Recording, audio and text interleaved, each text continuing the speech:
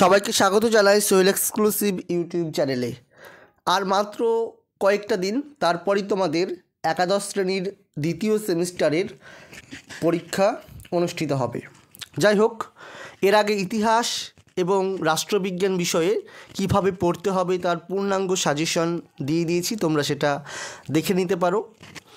আজকে আলোচনা করব দর্শন বিষয়ের গুরুত্বপূর্ণ যে প্রশ্নগুলো না পড়লেই নয় এবং কি তোমরা লজিক অংশ থেকে প্র্যাকটিস করবে, তাছাড়াও কেমন ধরনের তোমাদের প্রশ্নপত্র হবে সেটা আজ দেখিয়ে দেব। সেই জন্য অবশ্যই প্রথম থেকে শেষ পর্যন্ত মনোযোগ সহকারে ভিডিওটা দেখবে এবং ভিডিও শেষে তোমাদের জন্য একটা সারপ্রাইজ থাকছে, একটা গুরুত্বপূর্ণ জিনিস তোমাদেরকে দেব। যাই হোক, শুরু করছি আজকের ভিডিওটা। পরীক্ষার রুটিনটা তোমরা দেখে নাও। প্রথমে তোমাদের দেখতে পাচ্ছ 12 তারিখ তোমাদের 12/3/2025 দর্শন পরীক্ষাটা অনুষ্ঠিত হবে। নাম্বার বিভাজন যদি দেখি আমরা, দেখতে পাচ্ছ এখানে তোমাদের যুক্তিবিদ্যা থেকে সর্বমোট 24 নম্বর এবং নীতিবিদ্যা থেকে 16 নম্বরের প্রশ্ন থাকবে। ঠিক আছে, প্রতিটা অধ্যায় ভিত্তিক আমরা সব থেকে গুরুত্বপূর্ণ প্রশ্নগুলো বলে দিচ্ছি আমি, তোমরা একটু নোট ডাউন করে নাও। প্রথমে দেখো 1 নম্বর অধ্যায় যুক্তিবিজ্ঞানের প্রকৃতি। এ অধ্যায় থেকে তোমাদের মোট 3 নম্বরের প্রশ্ন থাকবে, 3 নম্বরের একটা প্রশ্ন থাকবে। সেই জন্য তোমরা এখান থেকে অন্ততপক্ষে 4টি প্রশ্ন প্র্যাকটিস করে যাবে, সেখান থেকে তোমরা আশা করছি কমন পেয়ে যাবে। কী প্রশ্ন দেখবে দেখে নাও, দেখিয়ে দিচ্ছি। 1 নম্বর দেখবে তোমরা অবরোহ ও আরোহ যুক্তির মধ্যে পার্থক্য উল্লেখ করো, এটা দেখবে। সেই সঙ্গে দেখবে তোমরা এখানে দেখতে পাচ্ছ অবরোহ যুক্তি কাকে বলে, অবরোহ যুক্তির বৈশিষ্ট্যগুলি লেখো। আরোহ যুক্তি কাকে বলে, আরোহ যুক্তির বৈশিষ্ট্যগুলি লেখো। এই 3টে দেখবে। এর পাশাপাশি আরও একটি দেখবে যুক্তির আকার কাকে বলে, যুক্তি ও যুক্তির আকারের মধ্যে পার্থক্য উল্লেখ করো। এই 4টে প্রশ্ন তোমরা দেখবে। ঠিক আছে, এখান থেকে বড় প্রশ্ন একটা থাকবে 3 মার্কের। এরপর চলে আসছি, দেখতে পাচ্ছ তোমরা 2 নম্বর অধ্যায়। 2 নম্বর অধ্যায়ে রয়েছে পদ, বাক্য, বচন, পদের ব্যাপ্যতা, সত্যতা ও বৈধতা। এখান থেকে তোমরা 5টা প্রশ্ন করে যাবা, তার মধ্যে অথবা সহ কমন পেয়ে যাবে। কি পড়বে? 1 নম্বর যে প্রশ্নটা রয়েছে দেখতে পাচ্ছ, নিরপেক্ষ বচনে পদের ব্যাপ্যতা বলতে কি বোঝায়? বিভিন্ন নিরপেক্ষ বচনগুলিতে কোন কোন পদ ব্যাপ্য ও অব্যাপ্য লেখো। 2 নম্বর পড়বে তোমরা নিরপেক্ষ বচনের গুণ ও পরিমাণ বলতে কি বোঝায়। 3 নম্বর পড়বে সংযোজক কাকে বলে, নিরপেক্ষ বচনে সংযোজকের কাজ কি, অথবা সংযোজকের স্বরূপ আলোচনা করো। একই রকমভাবে দিতে পারে। এছাড়াও তোমরা পড়ে রাখবে আর একটা গুরুত্বপূর্ণ প্রশ্ন, গুণ ও পরিমাণের সংযুক্ত ভিত্তিতে নিরপেক্ষ বচনের শ্রেণীবিভাগটা দেখবে। উদাহরণসহ বাক্য বচনের পার্থক্য।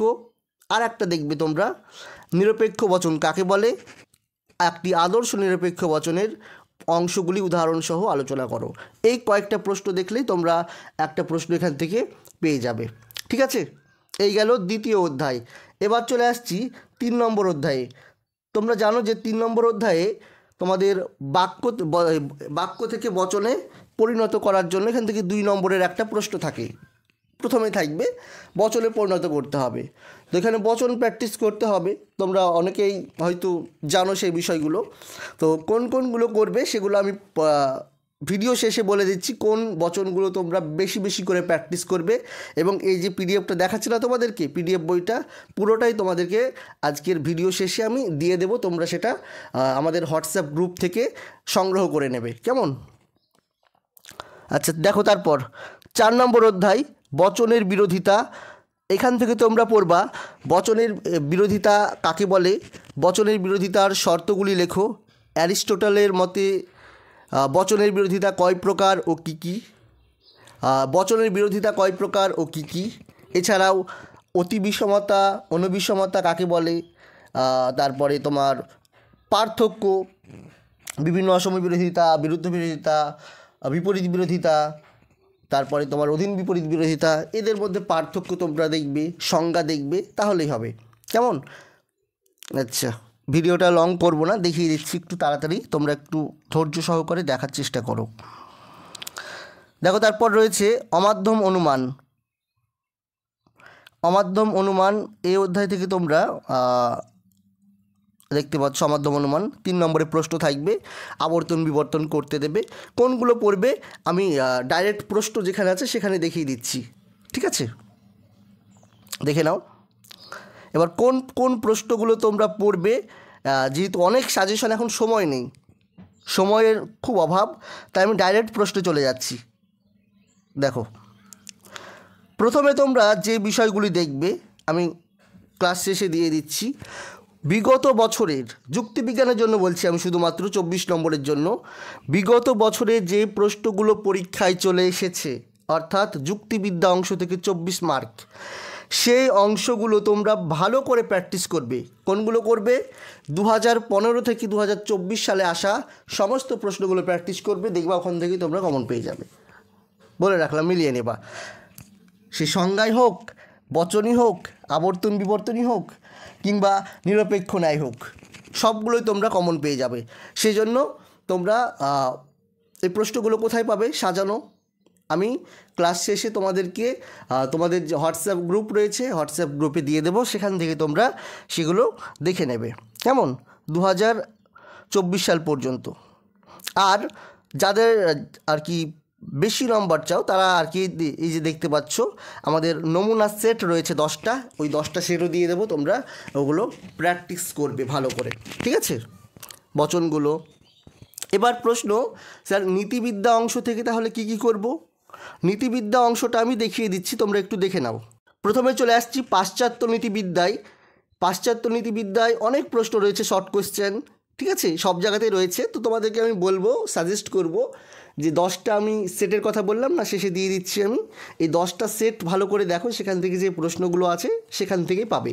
তবে এখানে যে বড় প্রশ্ন থাকবে 6 মার্কের, সেই 6 মার্কের বড় প্রশ্নটা আমি দেখিয়ে দিচ্ছি, সেখান থেকেই তোমরা যেগুলো বলবো সেখান থেকেই তোমরা কমন পেয়ে যাবে, চিন্তা নেই। একটা মিনিট, 6 মার্কের বড় প্রশ্নগুলো তোমরা দেখে নেবে।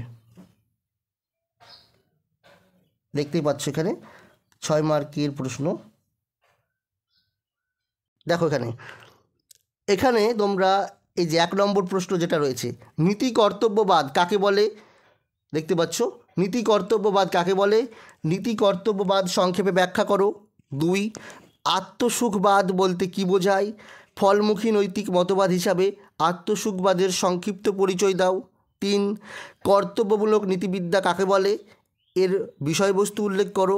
4, উদ্দেশ্যমূলক নীতিবিদ্যা বলতে কি বোঝায়? এর বিষয়বস্তু উল্লেখ করো। এই 4টে প্রশ্ন ভালো করে প্র্যাকটিস করো, বড় কোশ্চেন তোমরা এখান থেকে এই 4টে থেকেই একটা 6 নম্বরের কমন পেয়ে যাবে। আর শর্ট কোশ্চেনের জন্য তোমরা অবশ্যই সেভাবে তো বলা যাবে না, প্র্যাকটিস করে নেবে। আর লজিক অংশটা তো বলেই দিলাম, এই যে 10টা সেট দেখিয়ে দিচ্ছি তোমাদেরকে আরও একবার। এটা যেমন দেখতে পাচ্ছ 2 নম্বর সেট, এরকম টোটাল 10টা সেট রয়েছে। এই সেটগুলো তোমরা একটু আমি দিয়ে দিচ্ছি, তোমরা প্র্যাকটিস করে নেবে। সেখানে সব কিছুই রয়েছে, বড় কোশ্চেন, ছোটো কোশ্চেন কীভাবে থাকবে, হ্যাঁ দেখতেই পাচ্ছ তোমরা, দেখে নাও। এই যে 1 নম্বর সেটটা আমি একটু দেখিয়ে দিই তোমাদেরকে। প্রথমে 2 মার্কের তোমাদের প্রশ্ন থাকবে লজিক অংশ থেকে, 3টে করতে হবে, 3 × 6। তারপরে তোমাদের 3 মার্কের 4টে প্রশ্ন থাকবে, 3 × 4 = 12। 6 মার্কের একটা নিরপেক্ষ ন্যায় করতে দেবে, সেখানে থাকবে 6। আর এথিক্স থেকে থাকবে তোমাদের 16 নম্বর। শর্ট কোশ্চেন থাকবে 2 নম্বরের, 3 নম্বরের, এবং একটা বড় প্রশ্ন থাকবে। বড় প্রশ্নের জন্য তো বলেই দিলাম 6টা প্রশ্নের কথা, সেগুলো তোমরা দেখবে, ঠিক আছে? যাই হোক, চিন্তা নেই, একটু ভালো করে তোমরা প্র্যাকটিস করে যাও, এখনও সময় আছে এই কদিন। তারপর তো তোমাদের 3rd সেমিস্টারে উঠে যাবে তোমরা 12-এ, ক্লাস 12-এ ভালো করে পড়তে হবে, 11-এ এত সমস্যা নেই। তারপরে তোমরা একটু দেখে যাবে, পাস তো করতে হবে, নাম্বার কিন্তু যোগ হবে না ফাইনালের সঙ্গে, এটা তোমরা নিশ্চয়ই সকলে জানো।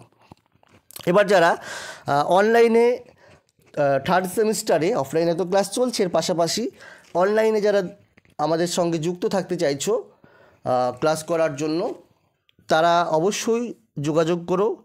এই নাম্বারটা দেখতে পাচ্ছ 7679955116, এই নাম্বারে যোগাযোগ করো।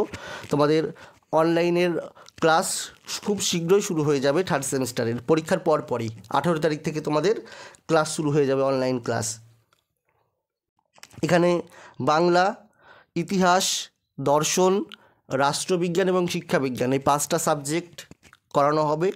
তোমরা অতি একদম সামান্য ফি, মাত্র 300 টাকা করে প্রতি মাসে, যারা যারা ইচ্ছুক তারা অবশ্যই আমাদের অনলাইন ক্লাসে অংশগ্রহণ করতে পারো। কেমন? যাই হোক, এই ছিল আজকের সাজেশন। তোমরা এই প্রশ্নগুলো অবশ্যই বারবার একটু প্র্যাকটিস করে যাও, যেন পরীক্ষায় তোমাদের রেজাল্ট ভালো হয়। লজিক অংশের জন্য সালের প্রশ্নগুলো 2015 থেকে 24 সাল, এবং এথিক্সের জন্য প্র্যাকটিস সেটে যে প্রশ্নগুলো রয়েছে সে অংশগুলো পড়বে, তাহলেই তোমরা দেখবে দর্শনেও ভালো রেজাল্ট করতে পারবে। সবার জন্য শুভকামনা থাকলো। আজকের মতো এখানে শেষ করছি। ধন্যবাদ সকলকে।